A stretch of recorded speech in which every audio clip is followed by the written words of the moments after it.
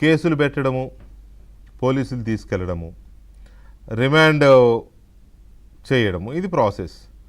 కానీ ఇట్లా వరుసగా రిమాండ్లు రిజెక్ట్ అవ్వడము, బెయిల్స్ రావడం, దీనివల్ల ఇలాంటి అఫెండర్స్లో కానీ ఇలాంటి చర్యలకు పాల్పడే వాళ్ళకు కానీ భయం ఉండదు అనే అభిప్రాయం మీద గతంలో ఇలాంటి ఫేస్ చేశారు కాబట్టి జైలుకు కూడా వెళ్ళారు కాబట్టి చాలా రోజులు. మీ అబ్జర్వేషన్ ఏంటి సార్? ఇది ఖచ్చితంగా అంటే ఒక రకంగా చెప్పాలంటే అతను చేసిన నేరం దాని తీవ్రతని జడ్జి గారి ముందు వీళ్ళు ఎస్టాబ్లిష్ చేయలేకపోయారేమో అని అనిపిస్తుంది సార్ నాకైతే, టు బి హానెస్ట్. ఎందుకంటే నిజంగానే ఇద్దరు వ్యక్తులు తిట్టుకోవడం వేరు సార్. ఇప్పుడు మీకు కోపం వచ్చింది నన్ను తిట్టారు, లేదా నేను నా కోపం వచ్చింది మిమ్మల్ని తిట్టాను, అది మన ఇద్దరి మధ్యలో సమస్య. ఆ తిట్టుకు అది పెద్ద నేరం ఏం కాదు అది. కానీ ఇక్కడ చాలా జాగ్రత్తగా అందరూ ఆలోచించాల్సింది సార్. ఇది ఒక దళిత్ ఒక క్రిస్టియన్ అనే ముసుగులోకి దూరారు, ఆ మీటింగ్లోకి వెళ్ళారు. అక్కడి నుంచి పవన్ కళ్యాణ్ గారిని, చంద్రబాబు నాయుడు గారినే కాకుండా హిందూ సమాజానికి, హిందూ ధర్మానికి సంబంధించిన కొద్దిమంది మీద తీవ్ర వ్యాఖ్యలు చేశారు. వ్యాఖ్యలు చేయడం ద్వారా ఎదరున్న దళితుల్ని, క్రైస్తవుల్ని ఈ వర్గాల మీదకి రెచ్చగొట్టడం. అలాగే అతను అరెస్ట్ అయ్యి ఇక్కడికి వచ్చిన తర్వాత, పిఠాపురం స్టేషన్లోకి వచ్చిన తర్వాత అక్కడికి కొద్దిమంది దళితులోనే ముసుగులో పోలీస్ స్టేషన్ మీదకి అటాక్ వచ్చారండి. పోలీసుల మీద దౌర్జన్యం చేస్తున్నారు. అసలు ఇతను అరెస్ట్ అవ్వడం ఏంటి? వైసీపీ వాళ్ళు ఇక్కడ దళితులు గెటప్ ఎందుకు వేశారు?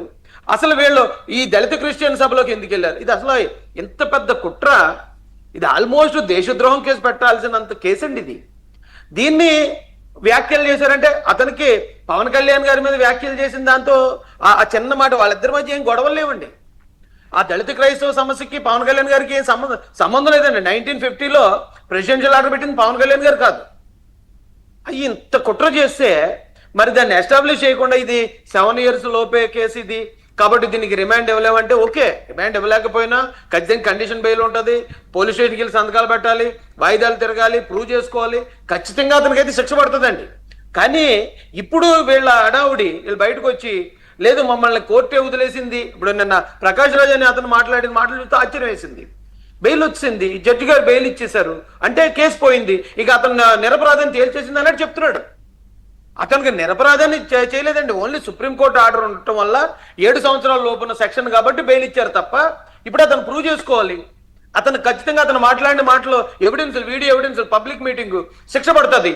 కానీ వీళ్ళు మాట్లాడే మాటలు ఎలా ఉన్నాయంటే లేదు గవర్నమెంట్ మా విషయంలో పొరపాటు చేసింది, ఒక నిరపరాధిని అరెస్ట్ చేసింది, అందుకే బెయిల్ వచ్చి అంటే జడ్జి గారు ఏమన్నా ఎఫ్ఐఆర్ చూసి ఈ మాటలకే చేస్తారా, నేను ఎఫ్ఐఆర్ని మొత్తం క్వాష్ చేస్తున్నాను, ఇది అసలు కేసే కాదని మొత్తం ఎఫ్ఐఆర్ని కొట్టుపారేసినట్టు వాళ్ళు ఇస్తున్న బిల్డప్ ఇప్పుడు మళ్ళీ బయటకు వచ్చి మళ్ళీ అదే రిపీట్ చేస్తారు కదా సార్.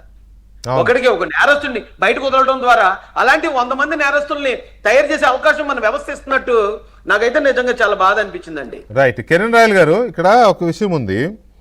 ఇప్పుడు ప్రకాష్ రాజ్ గారు ప్రధానికి తెర మీదకి వచ్చేస్తాడు. ఆయన జస్ట్ ఆస్కింగ్ అంటాడు, ప్రశ్నించే హక్కు లేదా అంటాడు. ఎవరన్నారు లేదని?